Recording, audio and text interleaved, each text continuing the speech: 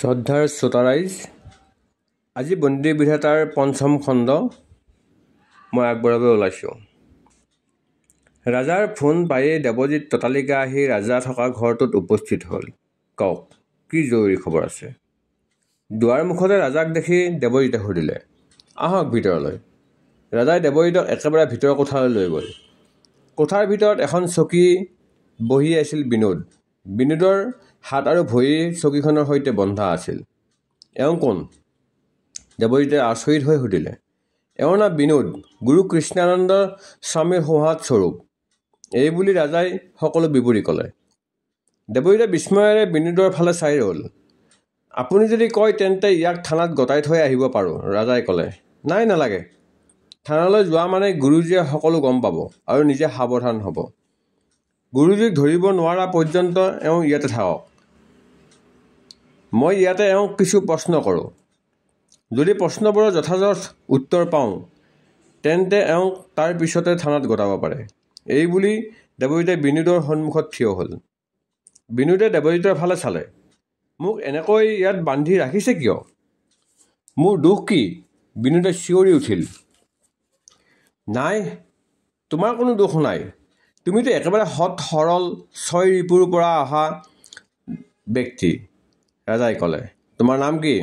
দেৱজিতে প্ৰশ্ন কৰিলে। বিনোদ, বিনোদে বিৰক্তিৰে ক'লে। তোমাক অযথা কষ্ট দিয়াৰ উদ্দেশ্য আমাৰ নাই।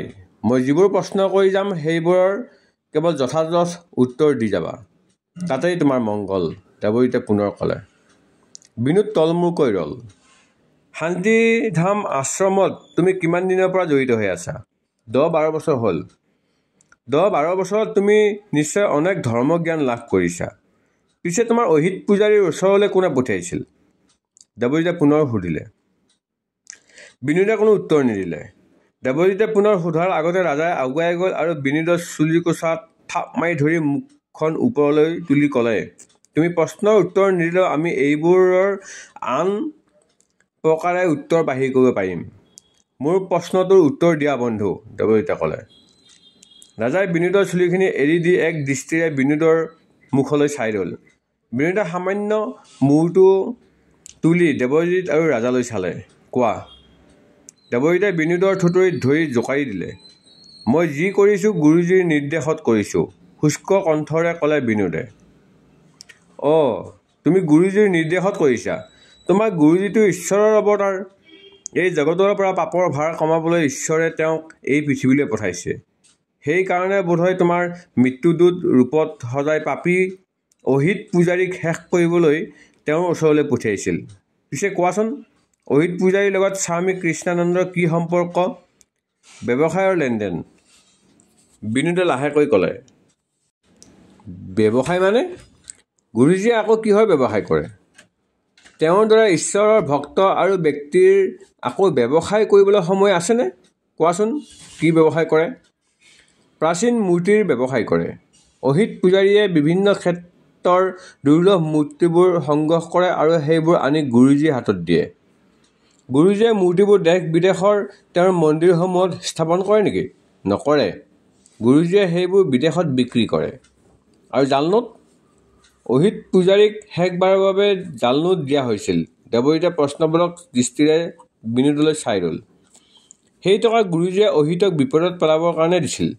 কাৰণ ব্যৱসায়ৰ ক্ষেত্ৰত অহিত আৰু গুৰুজীৰ কিবা মনোমালিন্য ঘটিছিল। কিন্তু তোমাৰ গুৰুজীটো অতি চতুৰ আৰু দূৰদৰ্শী লোক।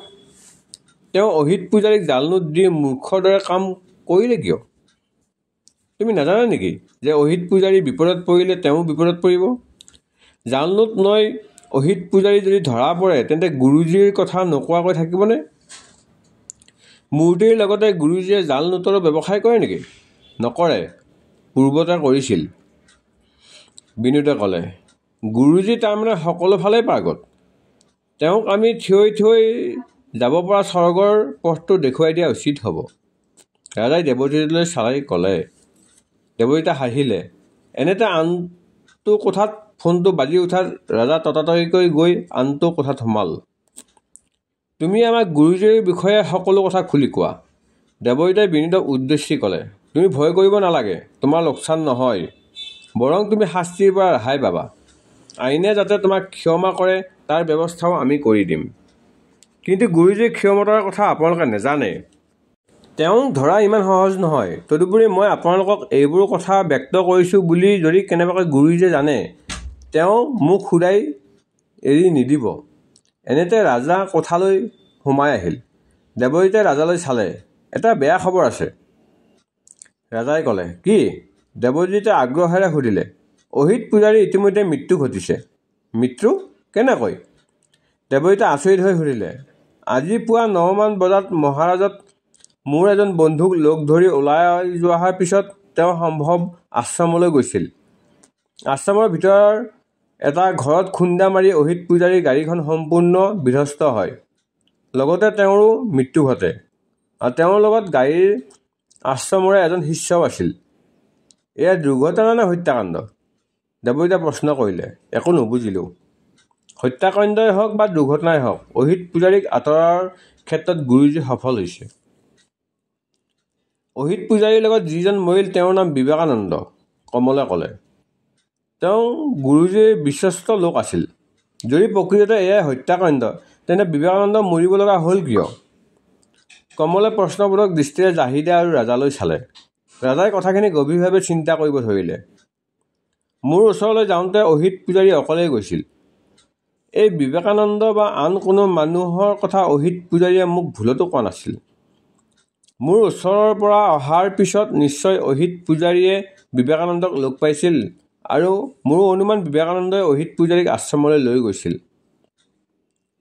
গাড়ীখন আশ্ৰমলৈ যি বেগেৰে গৈছিল সেয়া কল্পনাতীত। প্ৰতিদক্ষীৰ মতে কাৰখনে আশ্ৰমৰ বন্ধ গেট ওফৰাই দিছিল আৰু তাৰ ভিতৰতো ভক্তক খুন্দিয়াই গৈ আশ্ৰমৰ সেই ঘৰটোত খুন্দা মাৰিছিল, কমলে ক'লে। জাহিদা। ৰাজাই জাহিদালৈ চাই মাত লগালে। কোৱা? জাহিদালৈ ৰাজাই চালে। তেন্তে তোমাৰ অপাৰেশ্যন সোনকালে আৰম্ভ কৰা। তুমি কোৱা, মই কেতিয়াৰ পৰা আৰম্ভ কৰিব লাগিব? জাহিদাই হাঁহি ক'লে। আজিয়েই। কাৰণ গুৰুজী যিকোনো মুহূৰ্ততে আশ্ৰম এৰি পলাই যাব পাৰে। এবাৰ ওলাই গ'লে তাক ধৰা সম্ভৱ নহ'ব। ঠিক আছে, মই আজিয়েই যাম। আৰু মই? কমলে সুধিলে। আমি দুয়োজন সাজু হৈ থাকিব লাগিব। যেতিয়াই জাহিদাৰ পৰা ৰঙা সংকেত পাম, তেতিয়াই আমি জাহিদাৰ সহায়ৰ বাবে তাত উপস্থিত হ'ব লাগিব। আবেলি 5 বাজিছে। শান্তিধাম আশ্ৰম সম্পূৰ্ণ নিস্তব্ধ। খন্তেক পিছতে আশ্ৰমত সন্ধ্যা আৰতি আৰম্ভ হ'ব। তাৰ বাবে ভক্তবৃন্দ ব্যস্ত। এজনী সাধাৰণ গাঁৱলীয়া যুৱতীৰ বেশত জাহিদা গৈ আশ্ৰমত উপস্থিত হ'ল। পোনতে গুৰুজীক দৰ্শন প্ৰাৰ্থী হিচাপে আশ্ৰমৰ অফিচত নিজৰ নাম লিখাই ল'লে। সেইদিনা গুৰুজীৰ দৰ্শন প্ৰাৰ্থী বৰ বেছি নাছিল। এতেকে শীঘ্ৰেই জাহিদাই দৰ্শন লাভ কৰাৰ সুযোগ পালে। এগৰাকী পৰিচাৰিকাই জাহিদাক গুৰুজীৰ ওচৰলৈ লৈ গ'ল। জাহিদাই গুৰুজীৰ সন্মুখত থিয় হৈ সভক্তিৰে প্ৰণিপাত জনালে। গুৰুজীয়ে হাত এখন তুলি কিবা এটা মুখৰ ভিতৰতে উচ্চাৰণ কৰিলে। জাহিদাই সামান্য মূৰ তুলি গুৰুজীলৈ চালে। গুৰুজীৰ চকুৱে চকুৱে পৰিল। গুৰুজীৰ চকু স্থিৰ হৈ গ'ল। অবাক বিস্ময়েৰে চাই ৰ'ল জাহিদাৰ মুখলৈ। এয়াতো ৰূপ নহয়, এয়া যেন সাক্ষাৎ জুই। এনে ৰূপ, এনে লাৱণ্য গুৰুজীয়ে পূৰ্বে কাহানিও দেখা নাই। কোন তুমি? গুৰুজীয়ে প্ৰশ্ন কৰিলে। মই নেপালৰ পৰা আহিছোঁ গুৰুজী। নেপালৰ পৰা? দেখিয়েই বুজিব পাৰিছোঁ। নাম কি তোমাৰ? মোৰ নাম মায়াৰাণী। মই আপোনাৰ কেৱল দৰ্শন প্ৰাৰ্থীয়েই নহয়, মই আপোনাৰ শিষ্যত্ব গ্ৰহণ কৰিবলৈ আহিছোঁ। অনুগ্ৰহ কৰি মোক নিৰাশ নকৰিব। গুৰুজীয়ে এটা অবৈধ হাঁহি মাৰিলে। জাহিদা আগ্ৰহেৰে চাই ৰ'ল গুৰুজীৰ মুখলৈ। তোমাৰ পিতা মাতা? গুৰুজীয়ে প্ৰশ্ন কৰিলে। কোনো নাই, মই অকলশৰীয়া। মই গম পাইছোঁ। মই তোমাক শিষ্যত্ব প্ৰদান কৰিম, কিন্তু তাৰ আগতে দুটামান প্ৰশ্নৰ উত্তৰ দিয়া। নিশ্চয় দিম গুৰুজী। গুৰুজীয়ে পুনৰ হাঁহিলে। আকৌ এই অবৈধ হাঁহি। তাৰ পিছত কিছু সময় এক দৃষ্টিৰে জাহিদাৰ মুখলৈ চাই থাকিল আৰু ক'লে, মায়াৰাণী, তুমি নামে কামে মায়াৰাণী। তোমাৰ মায়াই অনায়াসে সকলোকে মোহিত কৰিব পাৰে। তোমাৰ এনে আকৰ্ষণীয় ৰূপ, এনে সৌন্দৰ্য থকা স্বত্বেও তুমি সংসাৰৰ প্ৰতি কিয় বীতশ্ৰদ্ধা হলা? কিয় এই বয়সত ঈশ্বৰ প্ৰাপ্তিৰ সন্ধান বিচাৰি আহিলা? তোমাৰ এই বয়সতো উৰি ফুৰাৰ বয়স, কামনা বাসনাৰে এই জগতৰ সমস্ত সুখ সমৃদ্ধি উপভোগ কৰাৰ বয়স নহয় গুৰুজী। এই কম বয়সতে মোৰ সংসাৰৰ সম্পৰ্কে অনেক অভিজ্ঞতা হ'ল। জীৱনত মোৰ তিতা কাহা লাগি গৈছে। এই কম বয়সতে তুমি যিখিনি অভিজ্ঞতা লাভ কৰিছা সেয়া একোৱেই নহয়। এতিয়া ইয়াত যি অভিজ্ঞতা হ'ব সেয়া তোমাৰ চিৰকাল মনত থাকিব। এইবুলি গুৰুজীয়ে পুনৰ হাঁহি এটা মাৰি ক'লে, কিন্তু কথা এটা মনত ৰাখিবা মায়াৰাণী। কি গুৰুজী? বৰ দুখেৰে তোমাক জনাবলগীয়া হ'ল যে তোমাৰ মায়াই মোক মোহিত কৰিব নোৱাৰিলে। তুমি প্ৰকৃততে কোন সেই কথা জানিবলৈ মোৰ বিশেষ কষ্ট নহ'ব। এটা কথাত মই নিশ্চিত যে তুমি প্ৰকৃততে মোৰ শিষ্যত্ব গ্ৰহণ কৰিবলৈ মোৰ ওচৰলৈ অহা নাই। তুমি আহিছা মোৰ গূঢ় ৰহস্য উন্মোচন কৰিবলৈ। তুমি শত্ৰুপক্ষৰ ব্যক্তি, যি পক্ষই বিনোদক অপহৰণ কৰি নিছে আৰু অহিত পূজাৰীৰ প্ৰতি সহায়ৰ আগবঢ়াইছিল। ভালেই হ'ল যে তুমি নিজেই আহি সিংহৰ গুহাত সোমাইছাহি। প্ৰথমতে কোৱাচোন, বিনোদক নি ক'ত লুকুৱাই ৰাখিছা? কোন বিনোদ? এইবোৰ কি কৈছে? জাহিদাই যেন আচৰিত হ'ল। তুমি সঁচাকৈয়ে ভাল অভিনেত্ৰী। এনেতে এজন শিষ্য সোমাই আহিল আৰু গুৰুজীৰ ওচৰত ৰ'ল। কি হ'ল মহানন্দ? গুৰুজীয়ে শিষ্যজনক উদ্দেশ্যি প্ৰশ্ন কৰিলে। পুলিচ আহিছে গুৰুজী, মহানন্দই ক'লে। কিয়? গুৰুজী যেন বিৰক্ত বোধ কৰিলে অহিত পূজাৰীৰ দুৰ্ঘটনাটোৰ বিষয় লৈ। এইবোৰ সৰু সুৰা কথাত তোমালোকে মোক কিয় আমনি কৰা? যোৱা, তোমালোকে যি য'ত কৰিব লগা আছে কৈ সিহঁতক বিদায় দিয়া। নহয় গুৰুজী, তেওঁলোকে আপোনাকে বিচাৰিছে, মহানন্দ নামৰ শিষ্যজনে পুনৰ ক'লে। হয়নে? তেন্তে বহিবলৈ দিয়াগৈ, মই গৈ আছোঁ, গুৰুজীয়ে ক'লে। মহানন্দ লগে লগে ওলাই গ'ল। গুৰুজীয়ে জাহিদালৈ চাই এটা কুটিল হাঁহি মাৰিলে। মায়াৰাণী, তুমি একান্তক অপেক্ষা কৰা। মই পুলিচক বিদায় দি আহিয়েই তোমাক মোৰ শিষ্যত্ব প্ৰদান কৰিম। এইবুলি গুৰুজীয়ে কাষতে থকা ছুইচ বৰ্ডৰ বুটাম এটা টিপি দিলে।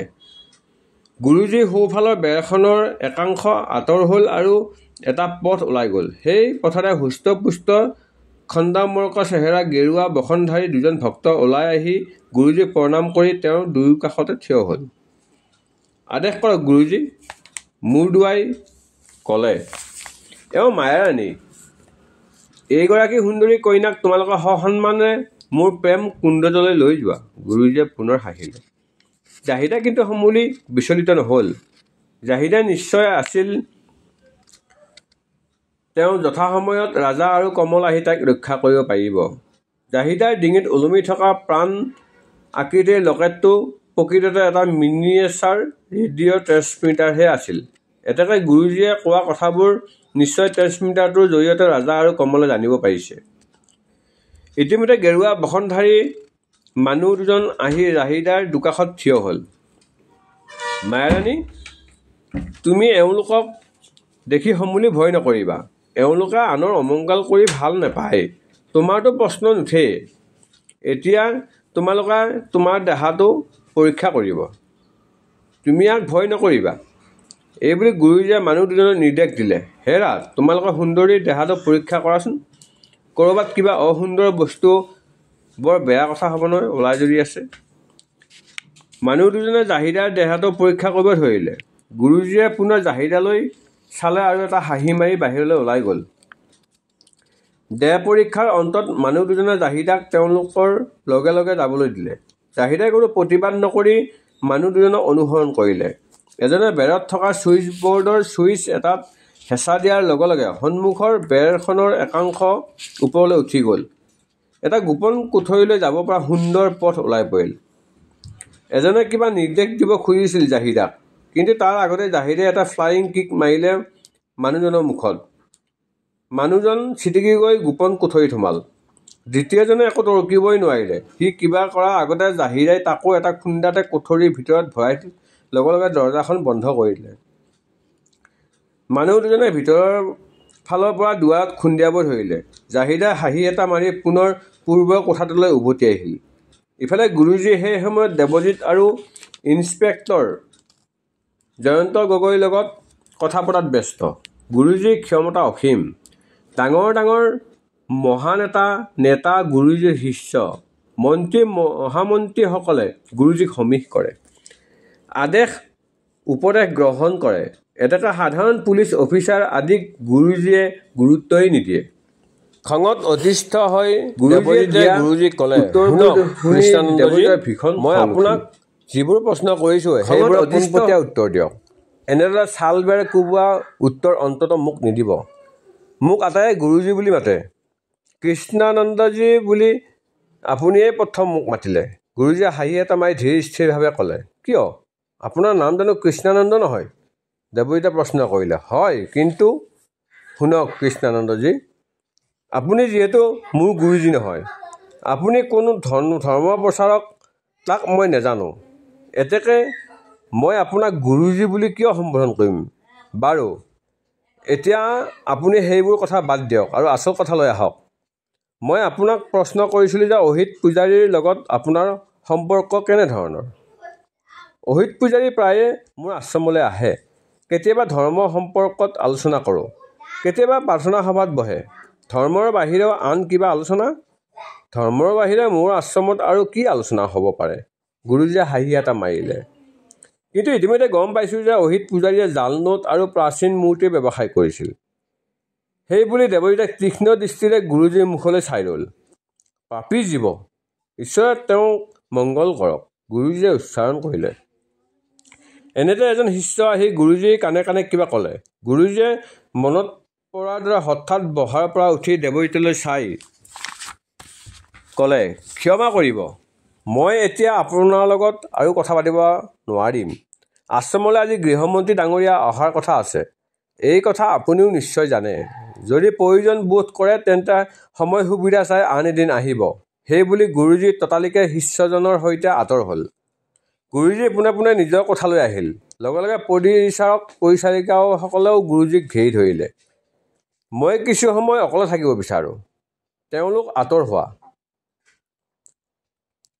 চাওক। গুৰুজীয়ে নিজৰ আসনত বহি ক'লে। আটায়ে গুৰুৰ আদেশ মানি ততালিকে তাৰ পৰা ওলাল। গুৰুজীৰ মুখমণ্ডলত এক সন্তোষ হাঁহি ফুটি উঠিল। তাৰ পিছত হাতৰ কাষৰ ছুইচ বৰ্ডৰ বুটাম এটা টিপিলে। কেইমুহূৰ্তমান পাৰ হ'ল, কিন্তু কোনো সোমাই নাহিল। গুৰুজীয়ে পুনৰ বুটাম টিপিলে। এইবাৰো কোনো সোমাই নহাত গুৰুজী বহাৰ পৰা উঠি সদিগ্ধ চিত্তেৰে লৰালৰিকৈ কাষৰ কোঠাৰ ফালে অগ্ৰসৰ হ'ল।